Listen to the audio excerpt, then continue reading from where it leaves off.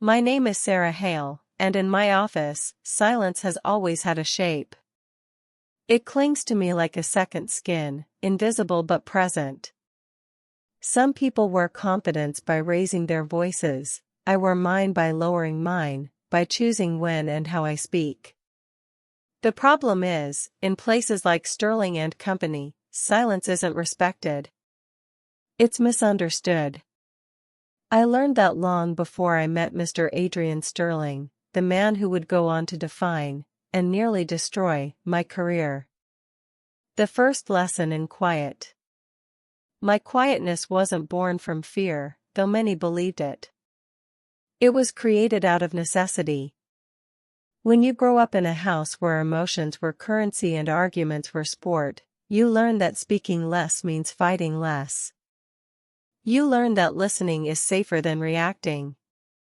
Over time, the habit becomes muscle memory, and silence becomes easy, peaceful. But in the corporate world, especially one designed like a hunting ground, silence becomes a weakness. Or at least that's what everyone thought. At Sterling and Company, loudness was a brand. Brainstorming sessions looked like boxing matches disguised as meetings. People didn't pitch ideas. They threw them, sharp like steel. Whoever talked longest was considered the smartest, and whoever interrupted the most was seen as a leader. Me? I was the ghost. I sat at the end of the long oak table, notebook open, pen steady, listening to more words in an hour than most people do in a week. While others argued about who came up with what idea first, I wrote down the conclusions hidden between the lines. I tracked numbers the way others tracked credit. I heard everything said and everything unsaid. My colleagues joked sometimes. You don't even know she's there until the meeting ends. Sarah's like a mouse, she hides in the walls. I smiled politely. Not because it didn't hurt, but because I understood something they didn't. Invisible people see everything. Mr. Sterling. Then there was Adrian Sterling, my boss. Calling him confident would be an understatement. He was a man who took up space even when he wasn't in the room. Shoulders back, voice booming, smile designed like a weapon. He had the kind of charisma that made insecure people follow him, and the kind of ego that made intelligent people avoid him. He wasn't a leader. He was a performer. Meetings were his stage. PowerPoints were his spotlight. We, his team, were a supporting cast. He would walk in wearing a dark navy suit, the expensive kind, drop his leather folder on the table like he was setting down a crown, and say, "All right, let's be brilliant today." By brilliant, he meant agree with him. He gave us ideas as if they were commandments. No matter how polished, my data-backed suggestions were treated like tiny inconveniences. He liked to pretend he was open to discussion, but the moment anyone challenged him, his voice softened in a way that felt like a hand closing around your throat. Funny thing about Sterling? He was loud, but his insecurity was louder. The turning point. I never expected my quietness to become the center of my professional evaluation. Despite everything, the late nights, the careful spreadsheets, the flawless analysis, my performance review was reduced to volume. The room was small, sterile, overly air-conditioned. Sterling sat across from me with a casual smile that didn't reach his eyes. In front of him lay a folder containing 6 months of my work. Inside that folder were numbers I spent days perfecting, projections accurate to the decimal, cost reports so clean they could be published, contracts reviewed line by line. All of it, and he barely looked at any of it. "Good work overall," he said, clicking his pen. "But I do have concerns." I knew what was coming. People like Sterling always start with a compliment. They butter the bread before they cut it. You're talented, he continued. No doubt. But you lack presence. Presence. A word people use when what they really mean is, talk louder so I notice you. You need to be more assertive, he said. Speak up. Challenge things. Leadership requires confidence, and your quiet nature comes across as, well. He paused, pretending to search for a gentle phrase. Too emotional. My silence wasn't emotional. His reaction to it was. I stared at him. Emotional? I repeated, not angry, curious. Yes, he said, leaning back. People might think you're holding things in, or taking feedback personally. Quiet employees, especially women, can be seen as oversensitive under pressure. Oversensitive. Too emotional. Lack presence. That's how he defined my entire existence in a company I helped hold together. I didn't argue. Not visibly. On the outside, I nodded. On the inside, something shifted like a fault line cracking open. He thought my quietness was weakness. He was about to find out it was leverage. The aftermath. After that meeting, something in me hardened. I didn't become louder. I became sharper. My silence wasn't passive anymore, it was intentional. Calculated. If Sterling wanted loudness, he would get it, but not the kind that echoed in a conference room. He would get the sound of truth collapsing everything he built on arrogance. That day, as I sat in my cubicle, hearing his voice boom through glass walls as he bragged about his pet project, I began watching him in a way nobody else did. And what I saw were cracks. Tiny flaws hidden beneath the surface of his confidence. Numbers that didn't add up. Promises that defied logistics. Timelines designed for applause, not reality. Everyone else was blinded by the volume of his voice. I saw the silence behind it. Work changed after that day.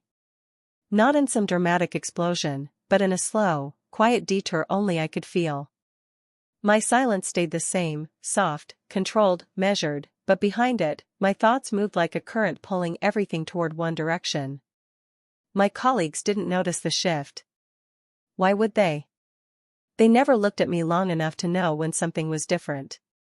They only saw what they expected to see, the quiet woman with a notebook, sitting at the edge of the room, nodding while others fought for credit. What they didn't know was that my notebook had stopped being a tool for recording ideas.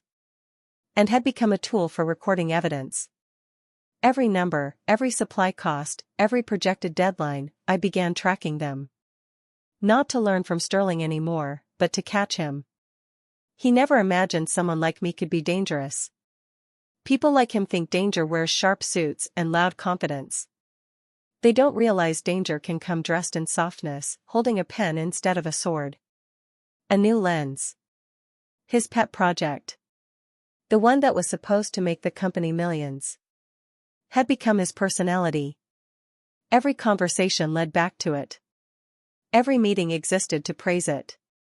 Every argument ended with, "You don't see the vision." Vision. Sterling used that word like a shield, as if ambition alone could replace competence. In team meetings, the projection screen was filled with upward arrows, beautiful, green, and confidently misleading. Numbers were rounded to make trends look clean. Risks were framed as minor speed bumps. He promised results that defied math. But the louder he became, the quieter the truth sounded. I saw delays in early supplier reports, 2 weeks behind schedule. I saw contracts priced in foreign currency that he calculated using last year's rates. I saw a reduction in the security testing budget, the most critical phase of the entire launch, cut to almost zero. It wasn't just arrogance. It was carelessness. And everyone around him was too afraid, or too ambitious, to tell him. Why quiet people hear everything? Something interesting started happening as I observed. People began talking to me more. Not because they respected me, but because they didn't fear me. I wasn't competition. I wasn't a threat. I was safe. In loud environments, truth hides from power and walks straight toward quiet corners. It started small.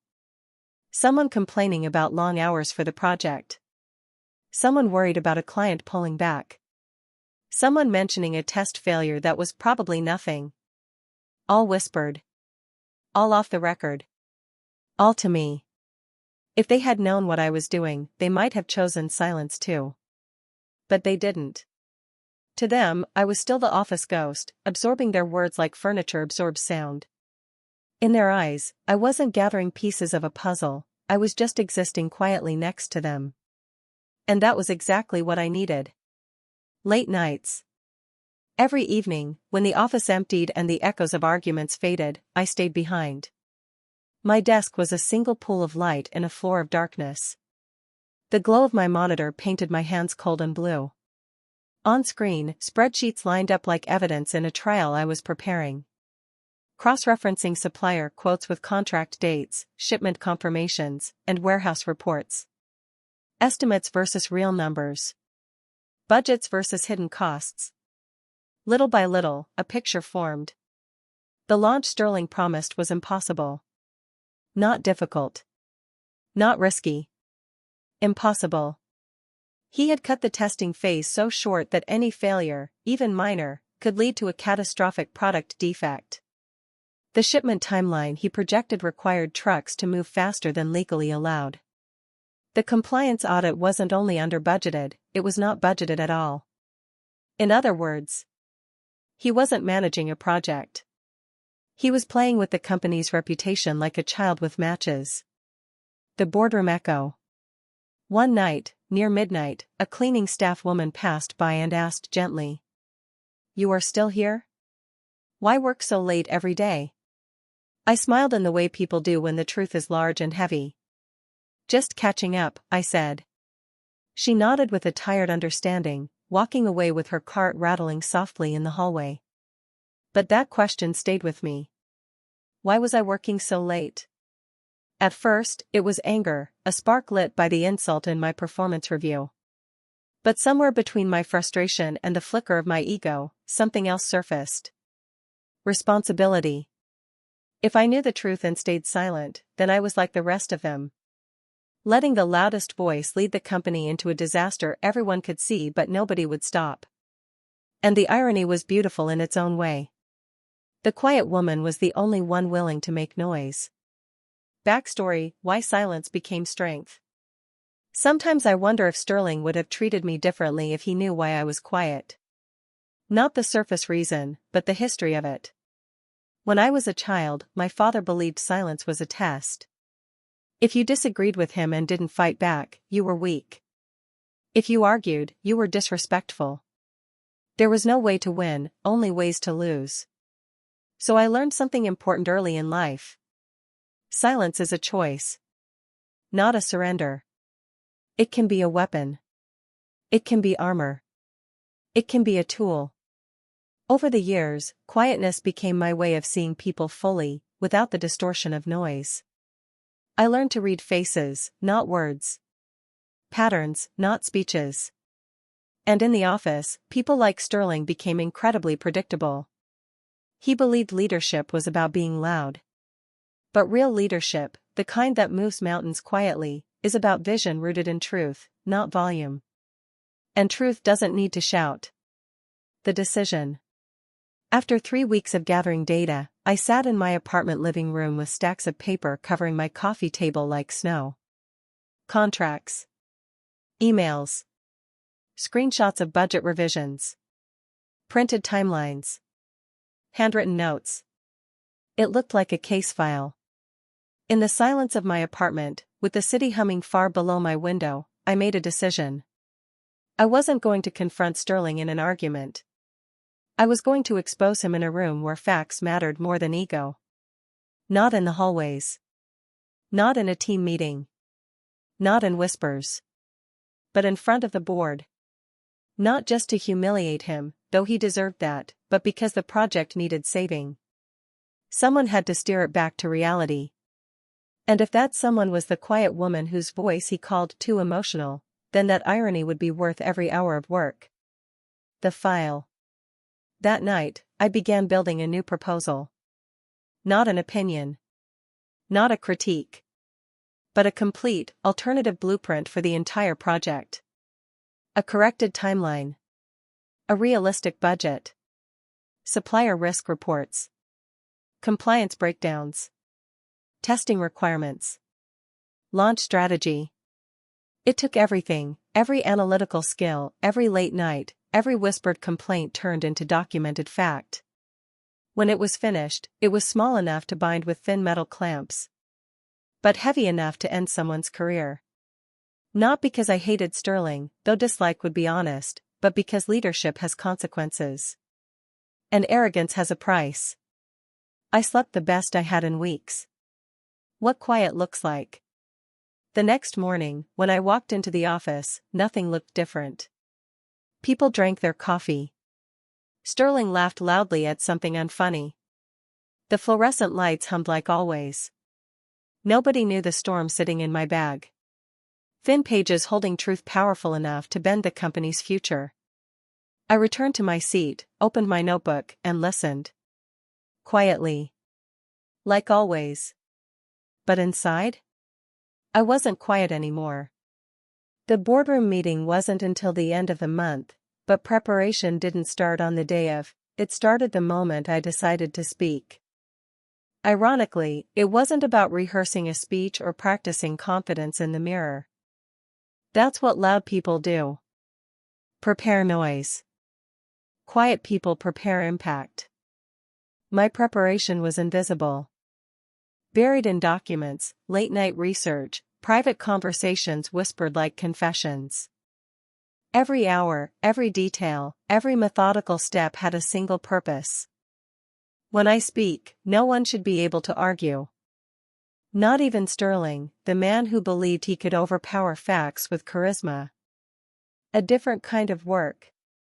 The office carried on like usual. Sterling walked around with that self-made gravity, pulling attention as easily as other people breathe. Managers circled him like satellites, each trying to align themselves with his success before it existed. To them, this project was a guaranteed rocket. To me, it was an expensive bomb waiting for ignition. My job wasn't to warn them, warnings didn't work here. Warnings sounded like pessimism, fear, negativity, all the things Sterling publicly mocked. And in an office where everyone competed for his approval, nobody wanted to be the voice of bad news. So I didn't warn. I documented. Emails, memos, charts, supplier communications, anything that could later be called oversight was collected with precision. People confessed casually to me. Sterling wants us to skip phase 3 testing, says we'll fix issues after launch.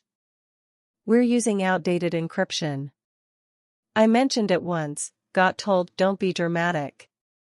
The shipment partner needs 4 weeks lead time minimum. Sterling promised 2. To them, these were frustrations. To me, they were data points. I became the quiet archive of everything everyone else tried to forget. The pattern. After 2 weeks, a pattern emerged so clear it shocked even me. Sterling wasn't accidentally careless. He was deliberately reckless. He wasn't cutting corners to save time, he was cutting accountability to save image. His goal wasn't a successful launch, it was a dramatic announcement. In his mind, results didn't need to be real, they just needed to be public. That realization changed my motivation. It wasn't revenge anymore. It was duty. I had been invisible before. Now I chose invisibility, because it allowed me to move without suspicion. Nobody looks for knives in velvet silence. My allies, who didn't know they were allies. There were 5 people who unknowingly helped me build the case. A logistics analyst who hated Sterling's deadlines and kept every email proving the delays. A security engineer who had tried twice to raise concerns and got shut down both times. A procurement specialist who showed me 2 versions of the budget files. A junior analyst who vented to me about unpaid overtime and last-minute changes. An intern who accidentally overheard Sterling calling the compliance audit a useless expense. None of them were brave enough to speak up aloud. But all of them trusted me enough to speak in private. Not because I was charismatic. Not because I promised anything. But because quiet you feel safe. It's the paradox of silence. People tell their secrets to the ones who never ask for them. The 2 versions. The most critical discovery came on a Tuesday night. Everyone was gone except the glow of emergency lights. My screen showed 2 files, both named the same. budget_final.xlsx. And budget_final_v3.xlsx. One was the sanitized version Sterling used for presentations. Perfect projections, clean savings, magical efficiency. The other was the real version, hidden deep in version history. Delays, 2 to 3 weeks predicted. Testing phase, underfunded. Compliance, unassigned budget. Security flaws, flagged, unresolved. Transport, cost spike. It wasn't that he didn't know. It was that he hid what he knew. For me, that changed everything. He wasn't incompetent. He was dangerous. The quiet transformation. Quietness used to be something that happened to me. Now, it became something I wielded. The office ghost became the observer, the collector, the strategist. While Sterling drowned the room in noise, I found clarity in silence. Every time he dismissed someone, every time he bragged about numbers that weren't real, every time he smirked while someone else's work carried his vision, something in me sharpened. He thought leadership was a spotlight. He never understood leadership as X-ray vision. You see through people. Through lies. Through fear. The plan. By the 3rd week, the plan was fully formed. Let Sterling do his final pitch. Wait until he promised specific numbers. Speak once, not to argue, but to correct. Present facts, not feelings. Hand the report directly to the CEO, not Sterling. Never raise my voice. Let the data speak. It wasn't about dramatic confrontation. It was about precision. Loud people fight with volume. Quiet people fight with accuracy. I rehearsed nothing. The truth doesn't need practice. The night before. The night before the funding meeting, the city outside my apartment felt distant, like a painting instead of a place. Cars looked like floating lights. Sirens became abstract noise. My table was covered with printed reports, all bound neatly in matte black folders. One of them had my name on it. Sarah Hale, corrected project proposal. Under it, smaller letters. With supporting evidence and timeline metrics. I ran my fingers over the title. Not pride. Not excitement. Just clarity. All the jokes about me being a ghost, maybe they were right. Tomorrow, I would appear out of nowhere in a room built for loud men, speak once, and change the course of something 10 times larger than me. And just as suddenly, I would disappear again. Quiet doesn't mean absent. Quiet means present without needing to be seen. The morning.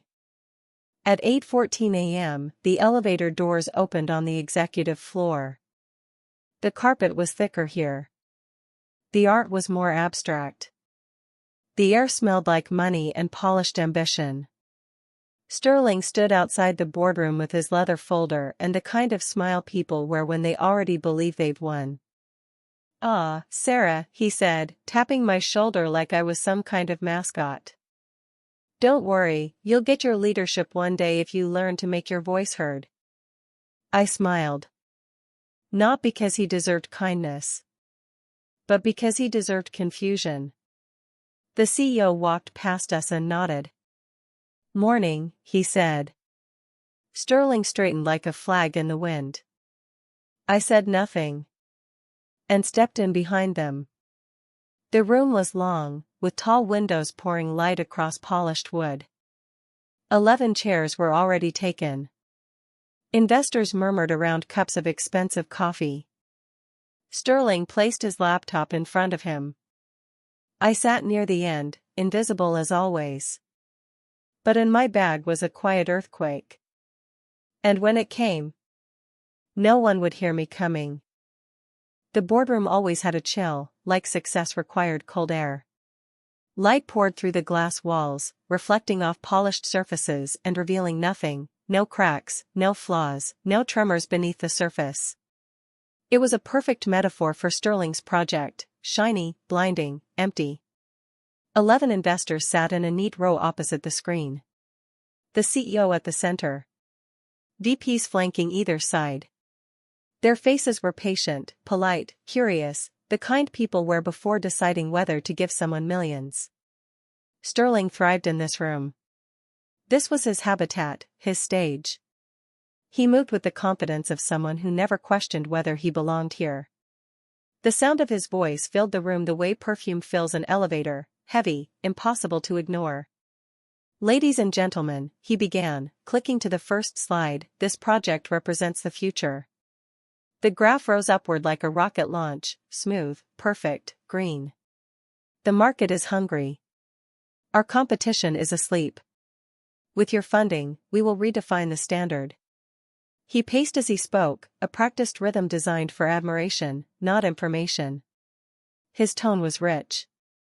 His posture was tall. His conviction was absolute. Slide after slide, he sold magic. No delays. No risks. No flaws. I watched silently, my pen resting against a blank notebook page. I wasn't taking notes. I already knew the script. I had studied this presentation so thoroughly that I could predict what he would say before he said it. The investors wrote things down, nodding politely. The CEO listened without moving. The whole room seemed hypnotized by Sterling's confidence. By the unapologetic volume of it. When he finished, he spread his hands like a conductor ending a symphony. "And that," he said, smiling toward the CEO, "is why this investment is not just smart. It's inevitable." He closed his laptop with a soft click. The kind that said done. Silence followed. Not unsure silence, measured silence. The kind that often leads to applause. The CEO leaned back. "Questions?" he asked. For a moment, nobody spoke. Eyes drifted down to numbers, upward to projections, sideways to one another. The room quietly calculating what tens of millions looked like in growth. Sterling stood tall, waiting to receive praise disguised as inquiry. It was time. I raised my hand.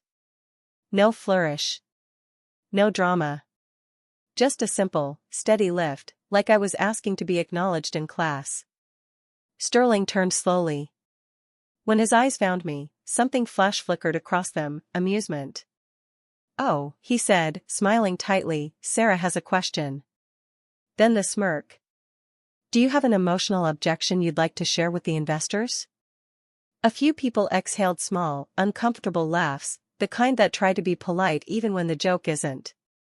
The irony was almost poetic. He used my quietness as a punchline. I used his arrogance as the rope around his project's neck. I stood. Not quickly. Not with fire. But with a composure that pulls attention without demanding it. "Actually," I said calmly, "I have a correction. The room shifted. Corrections are not opinions. Corrections are not feelings. Corrections are facts. Sterling blinked. I turned to the screen. On slide 12, I said, the projected 15% return is based on a successful deployment within the timeline stated. My voice was steady. I wasn't louder than him, I was clearer. But you've allocated $0 for the final compliance audit. I paused, letting the words settle. One of the investors looked up sharply. That oversight, combined with the 2-week delay in supply chain contracts, which I have documented, means the launch date you presented is physically impossible. I looked at Sterling. You are 6 weeks behind schedule, and you are already $300,000 over budget. The room didn't breathe. Not a sound. Not a cough. Not a shuffled paper. It was the kind of silence that happens when truth walks into a room wearing armor. Sterling opened his mouth, but before sound could escape, I stepped forward and placed a thin, neatly bound folder on the table in front of the CEO. This, I said, is a corrected version of the proposal. It contains all supporting documentation, supplier correspondence, budget revisions, compliance requirements, and updated launch projections based on real data. The CEO didn't look at me. He looked at the pages. He flipped once. Twice. Then a third time. No one watched Sterling anymore. The investors leaned in, reading over the CEO's shoulder. Scanning numbers, notes, signatures, dates. Evidence speaks louder than pitch decks. After a moment that felt like a held breath stretching into eternity, the CEO closed the folder. He lifted his gaze to Sterling. Why wasn't any of this disclosed in your presentation? Sterling's voice cracked. It must be a misunderstanding.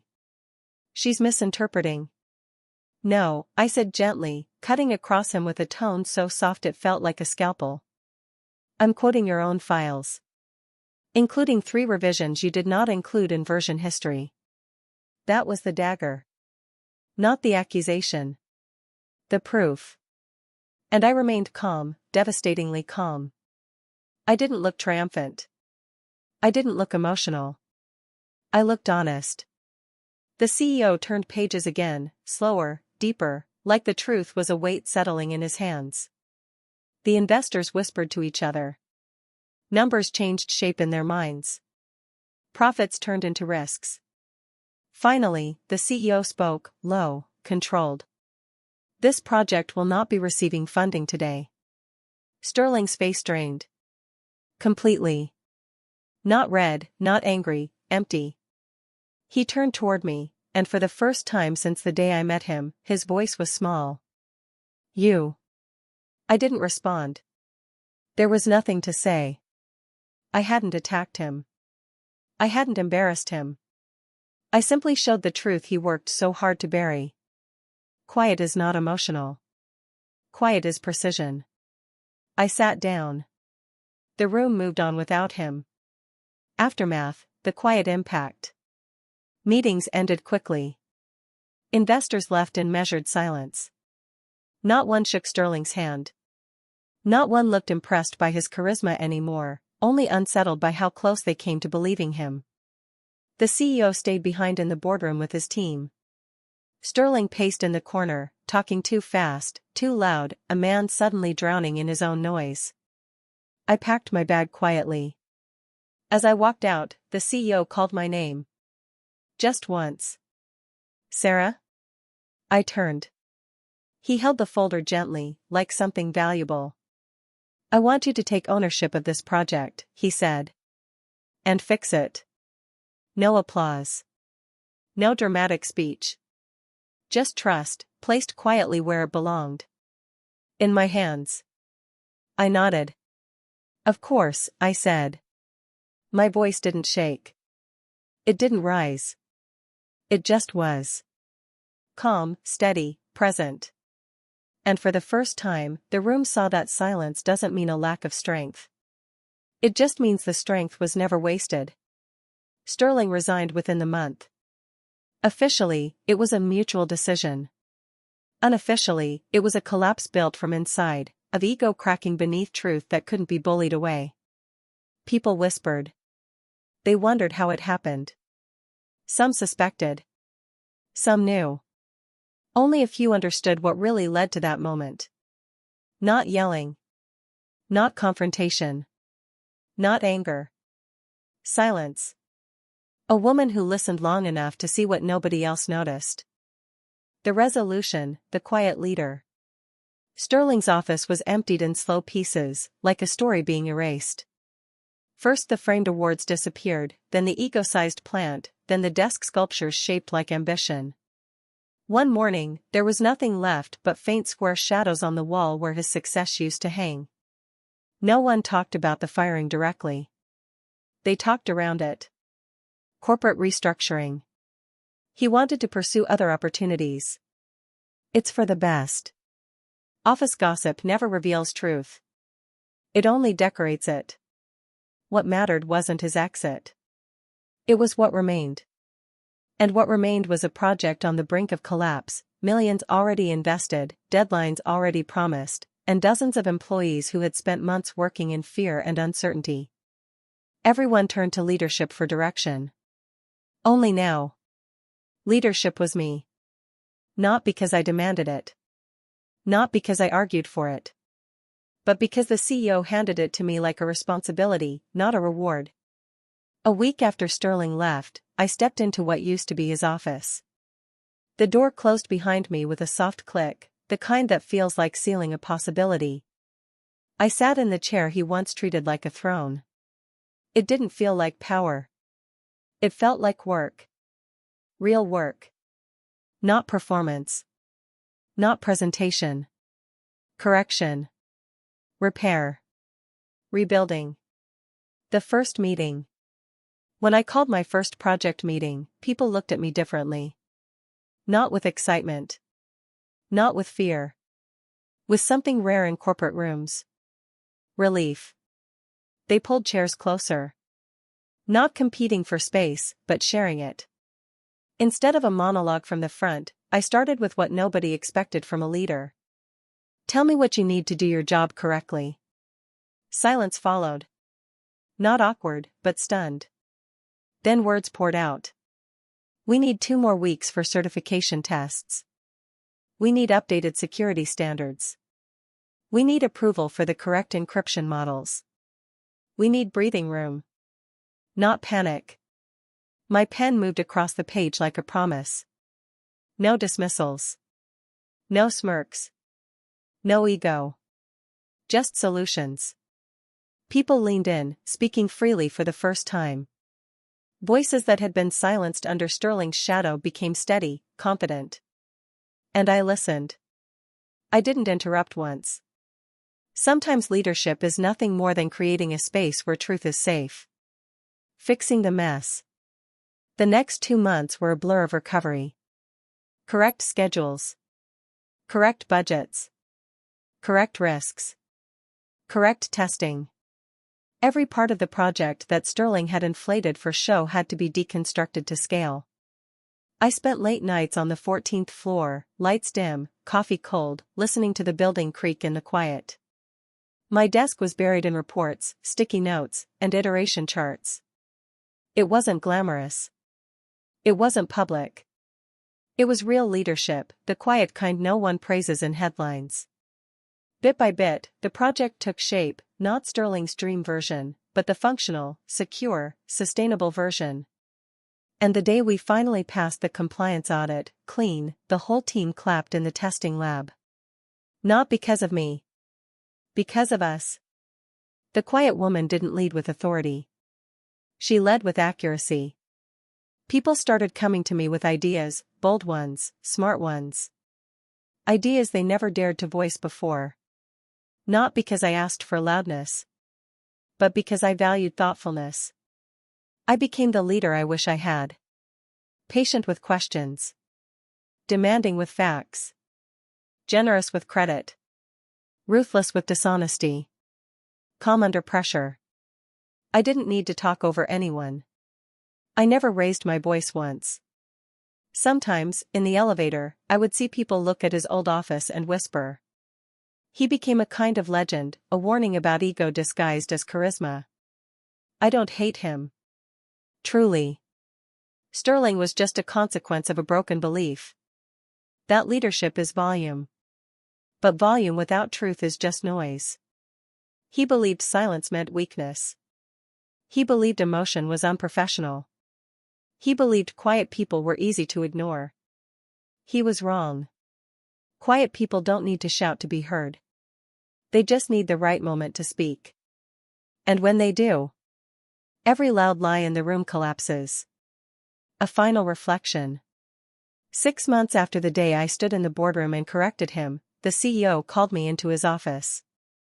The city glowed behind him, lights scattered like constellations on glass.